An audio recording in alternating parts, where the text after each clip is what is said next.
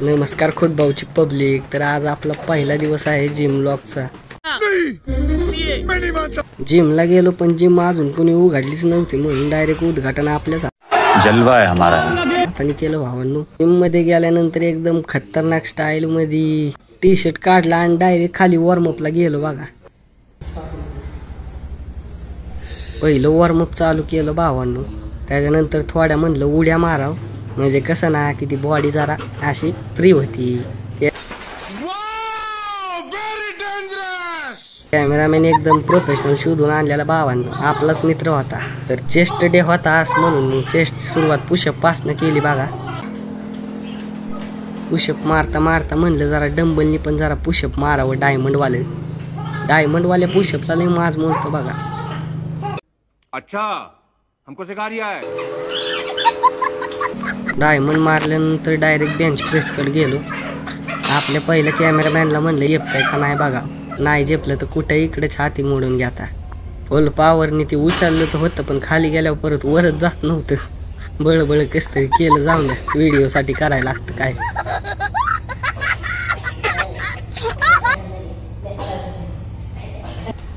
पहिला सेट झाल्यानंतर जिम मध्ये एंट्री होती आपल्या भावाची।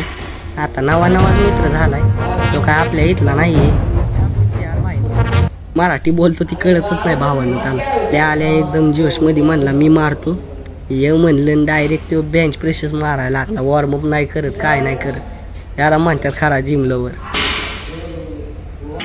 त्याला आधी डंबल नीट धराय शिकवले म्हणजे तो रॉडच उलटी धरत होता। तो पण मला म्हणत असं ज्ञानी बाबा सेट तर बळ मारला भावांनो। खरी मजा तिसऱ्या सेटला येणार होती। अहो वरच जात नव्हतं, खाली आलं की वर जाणं शक्यच नाही। बळ मारलं। नंतर म्हणलं ही गॉडजिला मशीन मारावं जरा। ह्याचा एक तर मी 2च सेट मारलेत। पहिल्या सेटला 20 किलो वजन लावलं, दुसऱ्या सेटला अजून 2 थाळ्या वाजून 40 किलो लावलं। 20 किलोनी तर काय वाटलं नाही भावांनो, मग म्हणलं अजून 10 जोडाव, 40 किलो केलं। हा वर्कआउट केल्यानंतर एकच फिलिंग येत होती।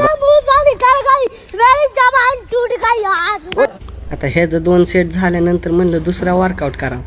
हा वर्कआउट मी पण केला होता पण आमच्या प्रोफेशनल कॅमेरामॅननी ते शूटच नाही। मग म्हणलं थोडा आरशात पोज बीज द्यावा। नंतर आपल्या जिम मध्ये आपला डीजे बॉय पदार्थो। डीजे बॉय अशी गाणी लावतो ना की नाजच करायचं नाही, नुसता आम्ही कार्टेनी बार। ते झाल्यानंतर म्हणलं आपला फेवरेट वर्कआउट पण केलाच पाहिजे।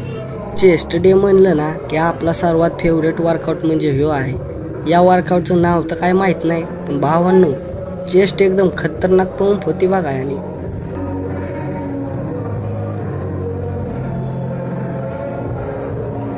इथं आपला वर्कआउट संपल्यानंतर म्हणलं जरा पोजिंग कर। पोजिंग ते एक नंबर करत होतं भावांनो, पण काय करता प्रोफेशनल कॅमेरामॅन होता ना। तो क्या नाचो मैं? बेकार है भैया, मैं तो टूट गया।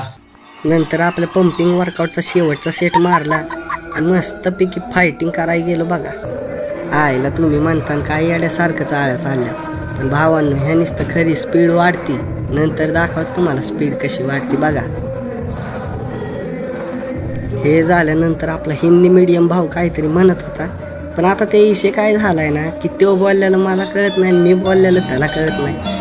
आता सगळा वर्कआउट संपल्यानंतर म्हणलं मस्त की पोजिंग करावं।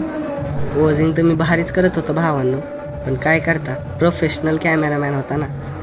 ब्लॉग नंबर 1 तर कंप्लीट झाला भावांनो। भेटूया नेक्स्ट ब्लॉग मध्ये।